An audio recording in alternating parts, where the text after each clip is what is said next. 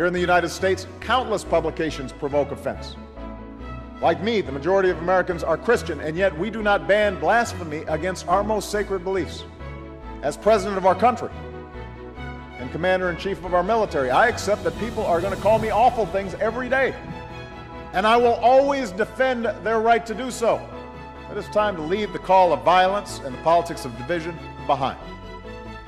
On so many issues, we face a choice between the promise of the future or the prisons of the past. And we cannot afford to get it wrong. We must seize this moment. And America stands ready to work with all who are willing to embrace a better future. Thank you so much. It is truly a great honor and pleasure to be here. I have to say that there's a particular sense of blessing that seems to rest on this brimming room today, and I'm sure that that's due in part to the wonderful spirit of goodwill, the warm hearts, and the sense of optimism and love of the participants. But Your Holiness, it is undoubtedly a reflection of the blessing that you bring to this capital, and so we are so honored and so grateful to have you here. Speaking for all my USERF colleagues, and I want to recognize my very distinguished colleague, Aziza Al-Hibri, who serves with me on USERF, I am delighted to join members of Congress, His Holiness, and our gracious Ahmadiyya hosts here in our nation's capital. Soon you will hear His Holiness speak about his vision of peace and freedom among peoples and nations. This has been the Ahmadiyya message since its founding in 1889, well over a century ago. Indeed, when it comes to freedom of religion, there is unmistakable evidence that without freedom, there can be no peace. Nations which fail to protect the right to religious freedom fail to achieve peace within their own borders. All too often, they experience hatred and strife, violence and instability.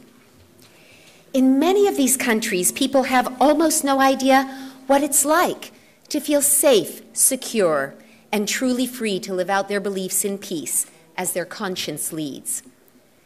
Today, nearly 70% of the world's people live in such nations. This includes millions of members of the Ahmadiyya community.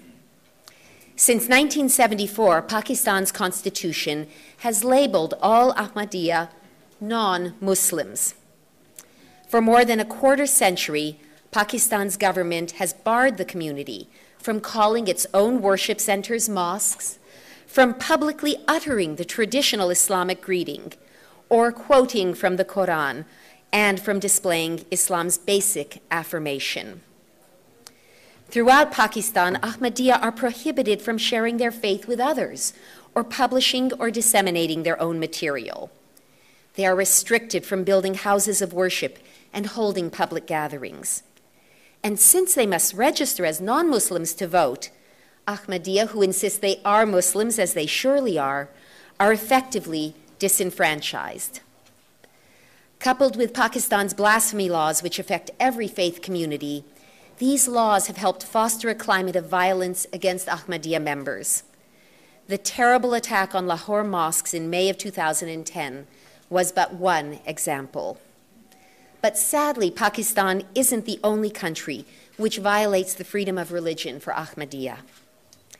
In Indonesia, since June of 2008, the government has seriously limited Ahmadiyya activity to private worship and prohibited members from telling others about their faith.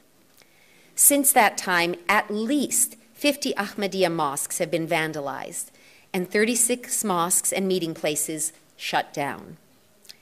In parts of East and West Java and elsewhere, extremists pressure local officials to close places of worship or ban Ahmadiyya activity altogether.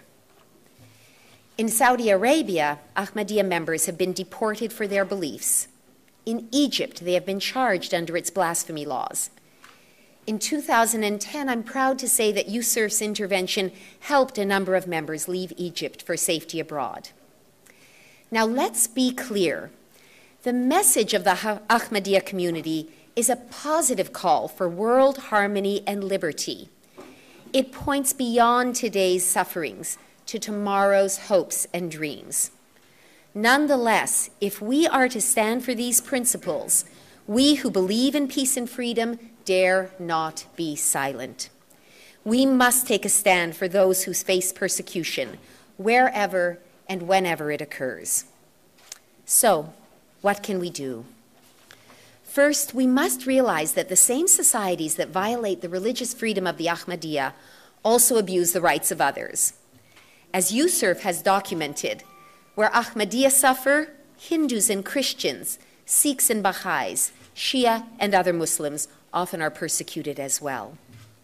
Second, in order to protect the rights of all, including the Ahmadiyya, and foster peaceful, stable societies, we who are in Washington must make religious freedom a truly compelling foreign policy priority woven into every aspect of our relationships with other countries.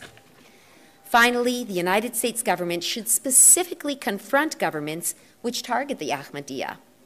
It should urge Pakistan to amend its constitution and rescind all anti-Ahmadiyya laws.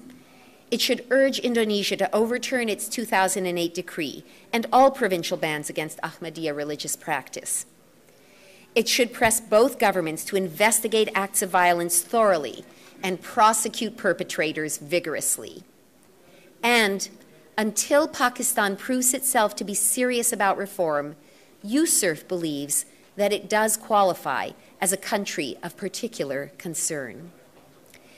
Speaking for the U.S. Commission on International Religious Freedom, let me conclude by saying that we will continue to stand for the right of people everywhere to think as they please, believe or not believe as they wish, peacefully practice their beliefs, and express them publicly without fear or intimidation. We are proud to stand with the Ahmadiyya community and proclaim together that these and other freedoms are the birthright of humanity. Thank you so much.